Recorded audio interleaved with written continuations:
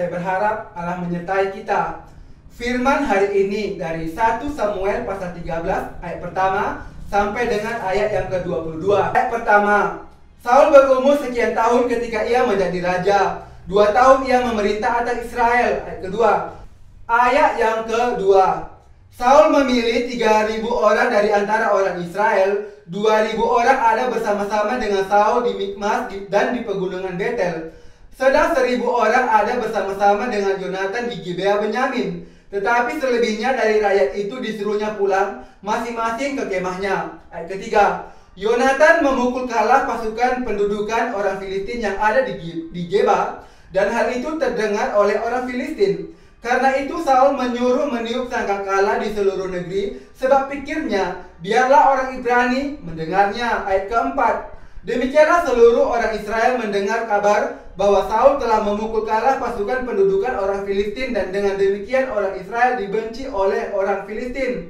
Kemudian dikerahkanlah rakyat itu untuk mengikuti Saul ke Gilgal. Ayat ke-6.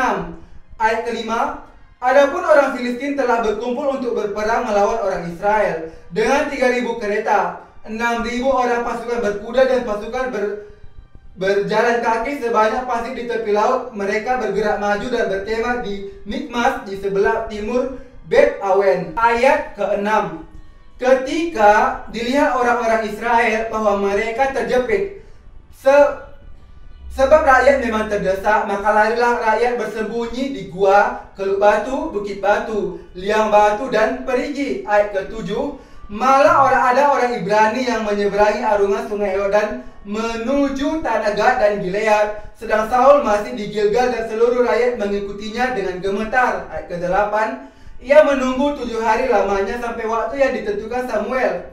Tetapi ketika Samuel tidak datang ke Gilgal, mulailah rakyat itu berserak-serak meninggalkan dia. Ayat ke-9, sebab itu Saul berkata, bawalah kepadaku korban bakaran dan korban keselamatan itu. Lalu ia mempersembahkan korban bakaran. Ayat ke-10, baru saja ia habis mempersembahkan korban bakaran, maka tampaklah Samuel datang. Saul pergi menyongsongnya untuk memberi salam kepadanya. Ayat ke-11, tetapi kata Samuel, apa yang telah kau perbuat? Jawab Saul, karena aku melihat rakyat itu berserak-serak meninggalkan aku, dan engkau tidak datang pada waktu yang telah ditentukan, padahal orang Filistin telah berkumpul di Mikmas. Ayat ke-12.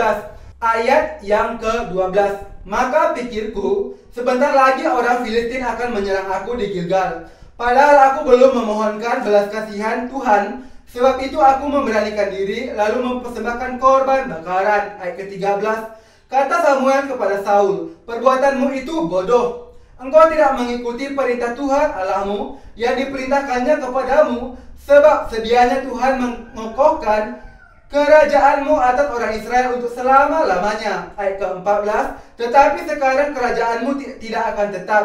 Tuhan telah memilih seorang yang berkenan di hatinya, dan Tuhan telah menunjuk dia menjadi raja atas umatnya, karena engkau tidak mengikuti apa yang diperintahkan Tuhan kepadamu. Ayat yang ke-15, kemudian berangkatlah Samuel dan pergi dari Gilgal ke Gibea Benyamin. Tetapi Saul memeriksa barisan rakyat yang ada bersama-sama dengan dia itu, kira-kira 600 orang banyaknya. Ayat ke-16, Saul dan Yonatan anaknya dan rakyat yang ada bersama-sama dengan mereka tinggal di Geba Benyamin, sedang orang Filistin berkemah di Mikmas. Ayat ke-17, maka keluarlah orang-orang penjara dari perkemahan orang Filistin dalam 3 gerombolan. Gerombolan yang satu mengambil jalan ke Ofra ke daerah Shual. Ayat ke-18, gerombolan yang kedua mengambil jalan ke Bet Horon, dan gerombolan yang satu lagi mengambil jalan ke perbatasan yang menghadap ke lembah Jeboim arah ke padang gurun. Ayat yang ke-19, seorang tukang besi tidak terdapat di seluruh negeri Israel, sebab orang Filistin berkata, jangan-jangan orang Ibrani membuat pedang atau tombak. Ayat ke-20, jadi semua orang Israel harus pergi kepada orang Filistin untuk mengasah mata bajaknya, beliungnya, kapaknya, atau aritnya masing-masing. Ayat ke-21, adapun bayarannya ialah 2/3 shikal untuk mata bajak dan beliung, dan 1/3 shikal untuk mengasah kapak dan untuk memasang kusa. Ayat ke-22, sehingga pada hari pertempuran itu sebilah pedang atau lembing pun tidak terdapat pada seluruh rakyat yang ada bersama Saul dan Yonatan. Tetapi Saul dan Yonatan anaknya itu masih mempunyainya. Demikianlah firman Tuhan. Tuhan Yesus memberkati. Lord Jesus.